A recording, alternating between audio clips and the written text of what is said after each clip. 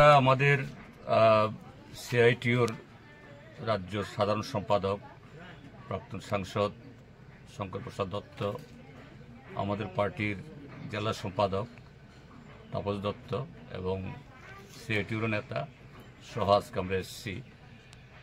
প্রসূন মজুমদার আমাদের সাবরুমের মোটর শ্রমিক ইউনিয়নের নেতা। শুধু মোটর শ্রমিক ইউনিয়নের নেতা বললেই বোধহয় ভুল হবে।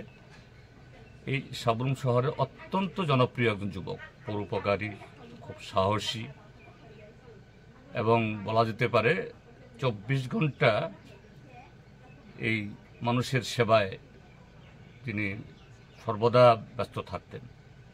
কদিন আগে হঠাৎ হৃদরোগে আক্রান্ত হয়ে খুব অকালে মাত্র 44 বছর বয়সে জীবনদেব নিভে গেছে। তার বাড়িতে এসেছি, তার বৃদ্ধ মা বাবা তাদেরকে দেখার জন্য, একটু প্রবোধ দেওয়ার জন্য। তার বোনও ছিল এখানে। তো আমরা এই কমরেড প্রসূনের প্রতি আমাদের গভীর শ্রদ্ধা জ্ঞাপন করছি তার স্মৃতির প্রতি, এবং তার মা বাবা, বন্ধু, পরিবার, পরিজন সকলের কাছে সমবেদনা জ্ঞাপন করছি। আমরা আমাদের পার্টির তরফ থেকে বা ব্যক্তিগতভাবে আমরা যতটুকু পারি এই পরিবারের পাশে দাঁড়ানোর আমরা চেষ্টা করব।